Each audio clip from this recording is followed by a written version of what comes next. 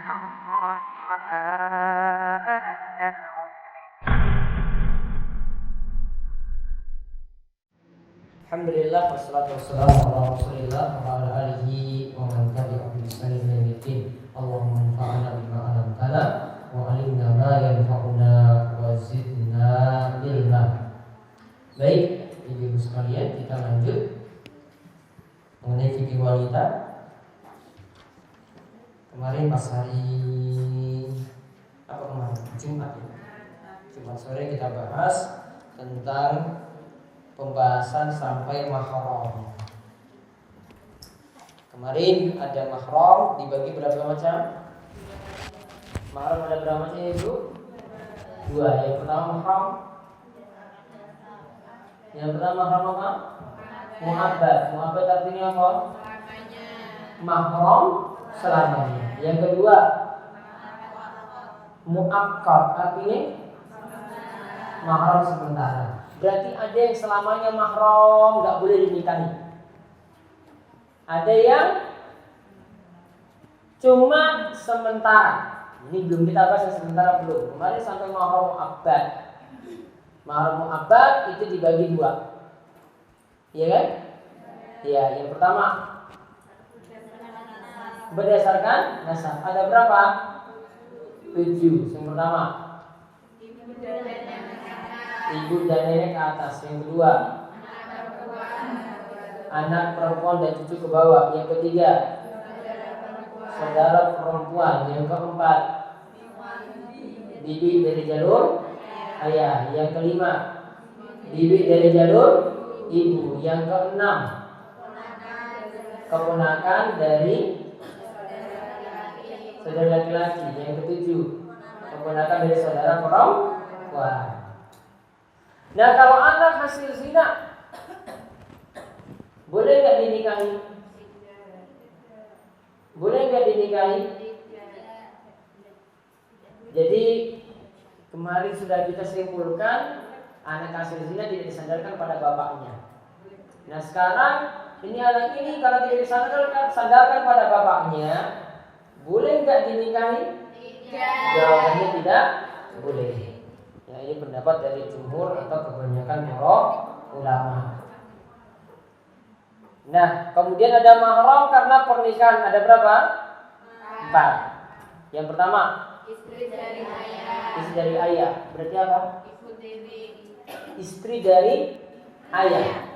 Berarti ibu tiri. Bapaknya nikah lagi. Berarti ibu tiri. Berarti ini juga termasuk kalau bapaknya itu punya istri lebih daripada 1. Ibu-ibu yang disebut ibu apa ya kalau ibunya banyak gitu ya? Ibu madu. Ya, istri-istri dari bapaknya tadi ini semuanya jadi mahram. Ya, semuanya jadi mahram. Kemudian yang kedua ibu dari istri. Berarti apa? Ibu mertua. Ingat ini mahram mu'abbad selamanya. Berarti tidak ada mantan mertua.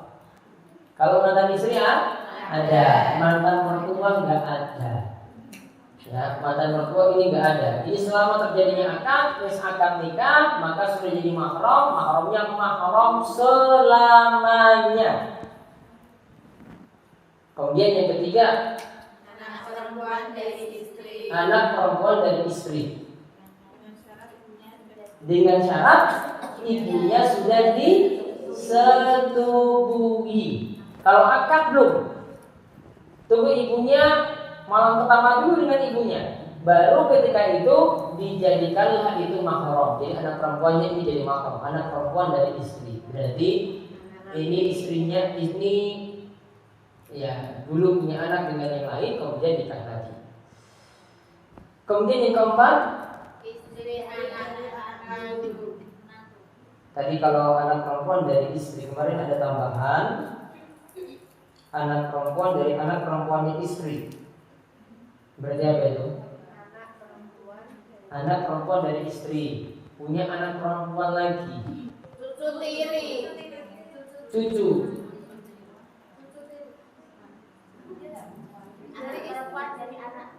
Iya tak?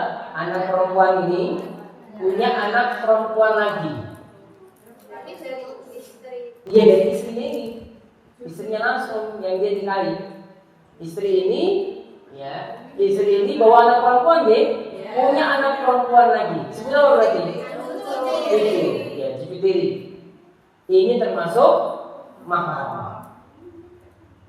Kemudian yang keempat, istri dari anak laki-laki. Berarti apa? Menantu juga di sini mahram selamanya. Istri dari anak laki-laki. Jadi ini mahram selamanya. Kemudian mana ada catatan? Ada catatan apa? Boleh bagi laki-laki menikahi anak perempuan dari istri bapaknya. Boleh laki-laki menikahi anak perempuan dari istri bapaknya. Ini istri bapaknya. Sebentar. Ini bapak. Iya kan? Ini bapaknya. Sebentar. Ini bapaknya. Terus punya istri. Istri ini bawa anak perempuan. Berarti apa? Saudara tiri. Berarti saudara tiri boleh dinikahi. Paham? Ini kan bapak kita nikah meneh. Terus istri ini ibu tiri bawa anak perempuan. Berarti saya dengan anak perempuannya itu kan saudara tiri, boleh menikah. Sepakat ulama seperti itu. Ini sepakat ulama. Satu lagi. Juga anak perempuan dari istri anaknya. Anak perempuan dari istri anaknya. Saya punya anak. Punya istri. Berarti berarti bawa anak perempuan. Saya punya anak laki-laki. Ivi itu nikah perempuan. Rondo. Sudah punya anak perempuan. Maka saya menikahi anak perempuan ini boleh. Kenapa? Apa bedanya dengan yang tadi?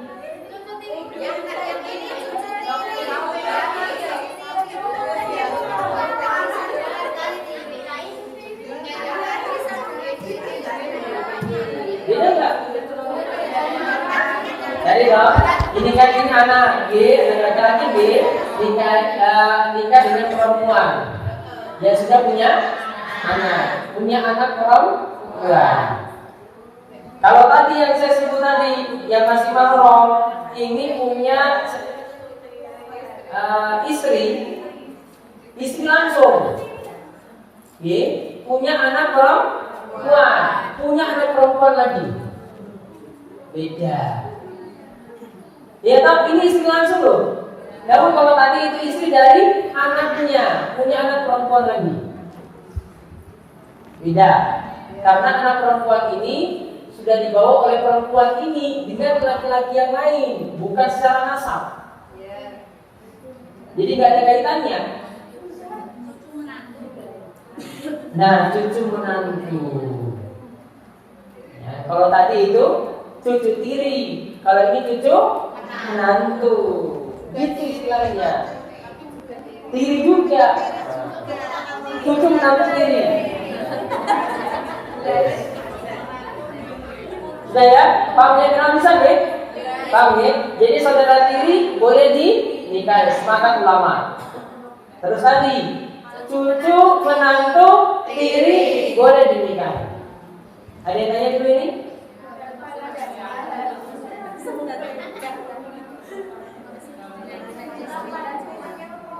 Cucu menantu tiri berapa? Ini loh, saya punya anak laki-laki ini loh, nikah dengan perempuan yang sudah punya anak, dengan janda yang sudah punya anak perempuan.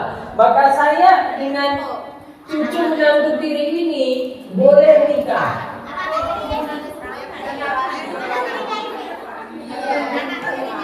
Anak tirinya ini lagi.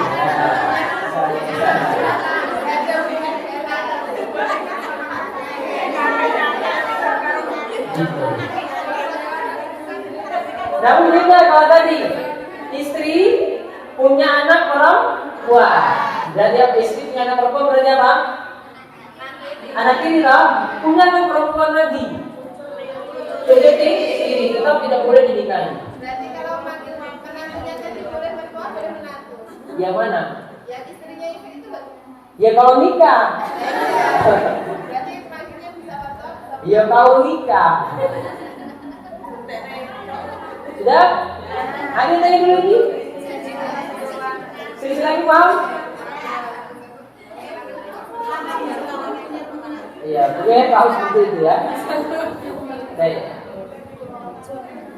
Kalau saya punya keponakan, boleh dinikahi nggak? Punya keponakan perempuan. Saya punya adik, punya anak perempuan, boleh nggak dinikahi? Masuk yang mana? Masuk apa? Nah, istilahnya tadi yang karena keturunan. Iya kan? Ini karena keturunan. Nah sekarang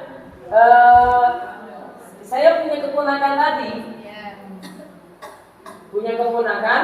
nikah dengan perempuan janda, bawa anak perempuan,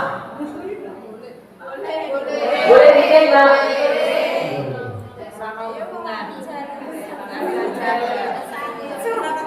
Boleh nggak? Boleh. Ya karena bukan keturunannya. Oke? Jadi itu paham ya? Nah sekarang bicara lagi yang kemarin itu karena nasab, kemudian karena nikah. Sekarang yang ketiga karena persusuan. Mahram selamanya karena persusuan. Nomor 3. Mahram selamanya karena persusuan. Kan kemarin masih mahram selamanya loh. Kemarin mahram selamanya karena keturunan.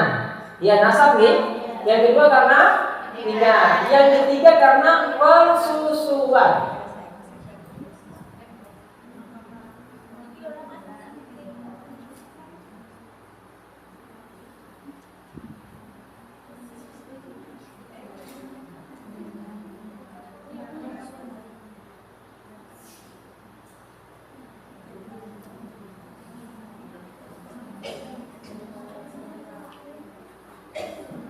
Sekarang catat dulu. Ada disebutkan situ syarat-syarat jadi mahram karena persusuan. Coba lihat di buku. Ada nggak syarat-syarat jadi mahram karena persusuan?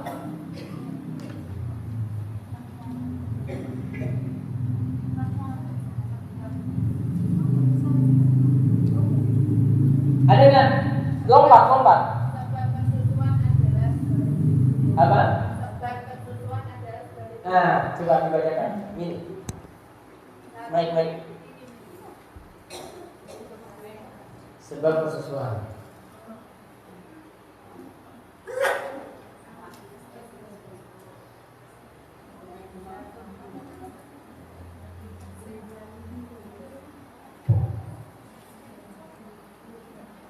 Sebab persusuan adalah sebagai berikut.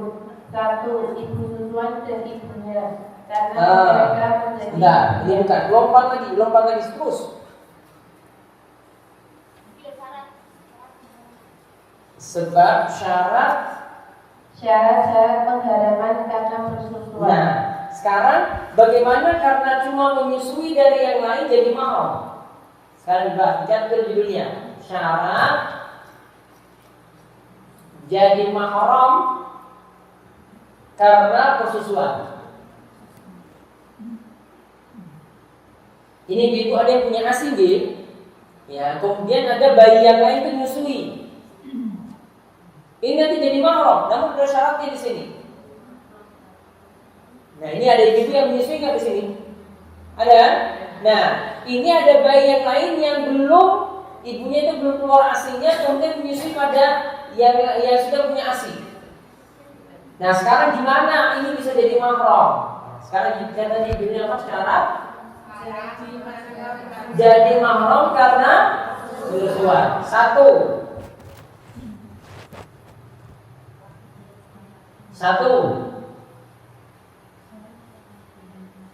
5 kali susuan.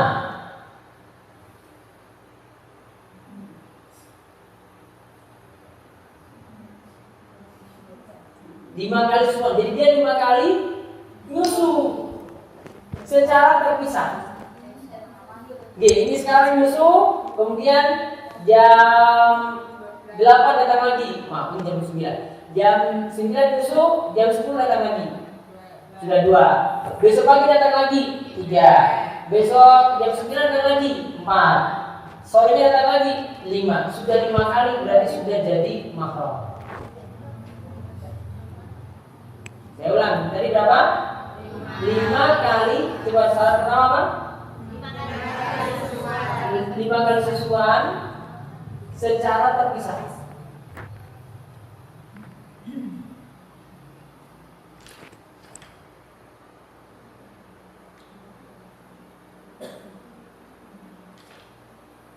Kemudian yang kedua,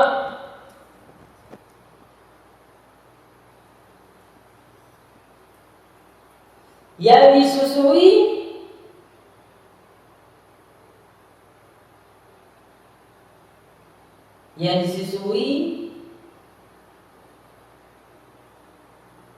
maksimal 2 tahun usia.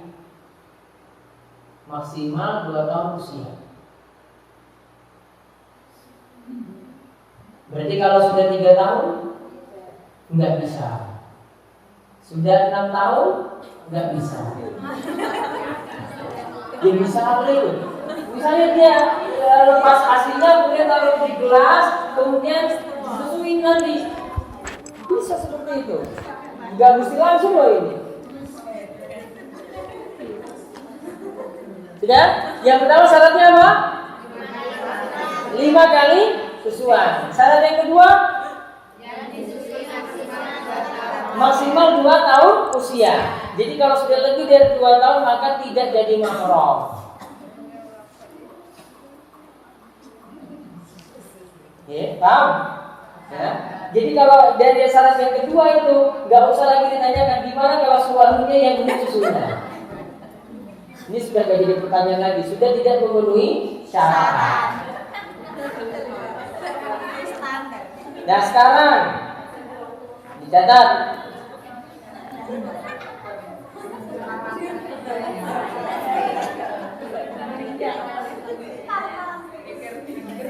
Yang menjadi mahram karena persusuan. Di bawahnya, yang menjadi mahram karena persusuan.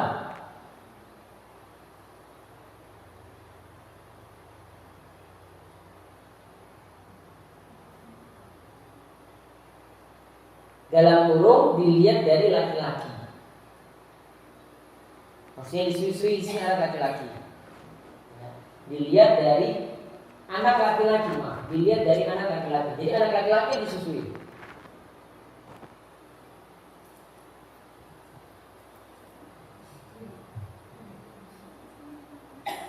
Yang pertama,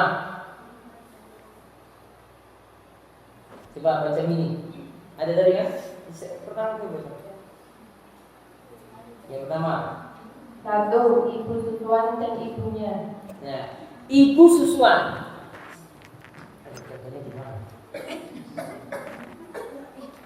Misalnya saya kecil. Ya, ini ibu yang menyusui saya. Berarti yang menyusui saya ini jadi mahram. 1. Dia punya ibu lagi di atas. Nenek susu berarti kan? Tapi dia nggak ambil dari neneknya. Ya, ambil dari ibunya ini susu dia. Nah, berarti atas ini juga sama. sampai simbah-simbahnya terus ke atas. Ya, lihat yang pertama, ibu susuan dan ibunya ke atas.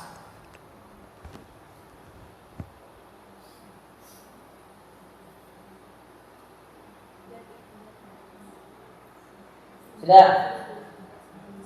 Jadi simbah-simbahnya ke atas terus itu. Jadi nanti panggil Mbak Susuan gitu.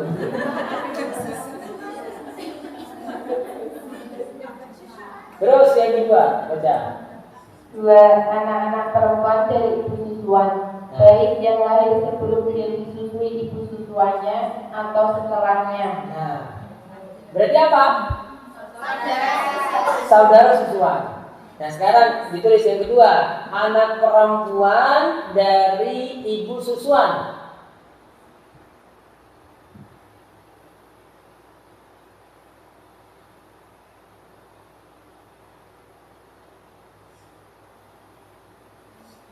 Baik ini tadi gak usah catat. Baik ini dia menyusui, ini anak saudara susuannya ini sudah ada, ataukah nanti setelahnya? Tetap itu semuanya saudara susuan. Sekarang yang ketiga. 3. Saudari ibu susuan, karena dia telah menjadi bibinya dari jalur ibu. Nah, ini ibu susu. Ini ibu susu. Punya saudara perempuan. Kita panggil apa berarti? Le, ya kan? Iya toh? Ini ibu susu punya saudara. Ya, berarti kita panggil bibi le tadi itu. Ya, ini masuk mahram. Jadi itu list yang ketiga. Ya, boleh susuan berarti. Yang ketiga, saudara perempuan dari ibu susuan. Saudara perempuan dari ibu susuan.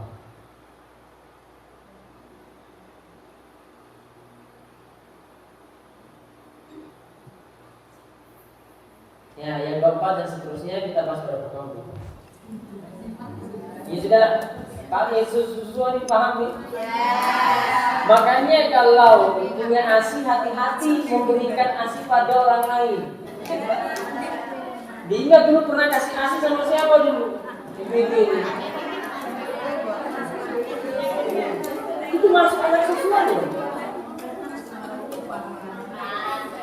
Maka coba para ulama sampai bahas loh. Ini misalnya jadi saudara susu deh. Ini kan ibu susunya tadi punya anak perempuan. Dan ini ibu susunya ini boleh kepada siapa saja. Maka nanti bisa divonis atau bisa difatwakan satu misalnya wah ini dia berikan wanita anak ini aslinya kurang dia berikan. Maka bisa jadi semua anak ini tidak boleh dinikahi oleh anaknya sendiri. Sampai segitunya nanti pilih-pilih. Jadi kan pilih-pilihnya juga yang dipilih itu orang-orang yang baik, bukan orang yang nakal. Seperti itu punya pengaruh. Daripada misal nanti masa anak susuan kok bandel kayak gini. Resiko. Ada yang tanyakan untuk? Iya. Kalau bapak nikah 4 kali, terus ibu yang kedua Bapak nikah 4 kali. Nikah 4 kali.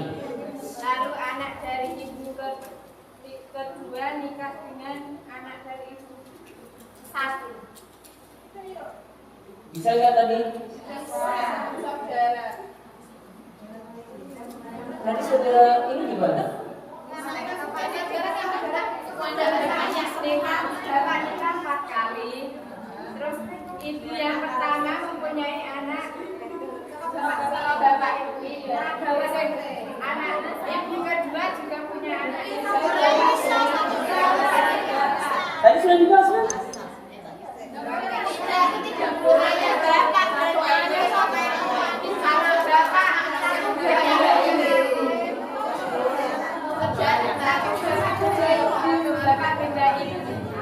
Satu bapak.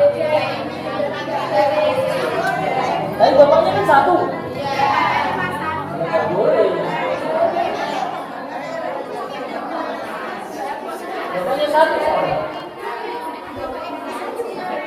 Yang boleh itu kalau dia nikah dengan perempuan, orang tuanya punya bawa anak, jangan bukan dari dia. Itu baru saudara tiri nanti jadi.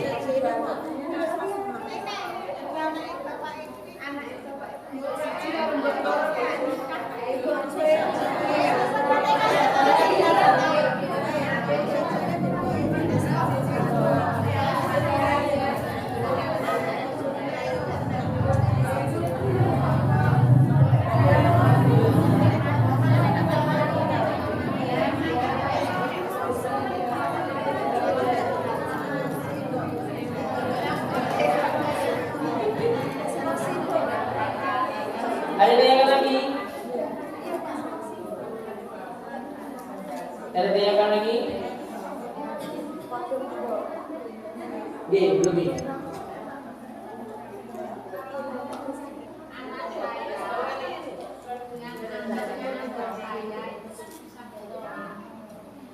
Anaknya pendupi dengan anaknya, adiknya pendupi, itu sepupu berarti kan? Boleh nikah atau enggak? Nah, bukan mahram. Terus Kalau anaknya adik saya susui, berarti kan tidak boleh. anaknya Adik saya, yang tadi kan mestinya boleh. Nah, tapi karena saya susui, berarti tidak boleh. iya. Berarti jadi ibu susuan. Secara nasab enggak? Iya toh? Nah, namun karena ada sebab bersusuan maka jadi mahram. Maka tadi mahram, ingat, mahram bisa jadi karena sebab nasab, bisa jadi karena sebab nikah, bisa jadi karena sebab persusuan.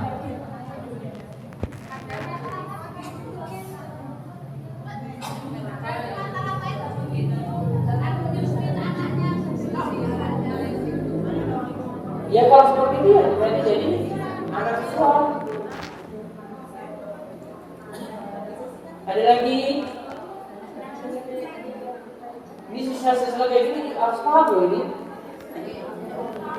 Besok nanti keluar loh di ujian.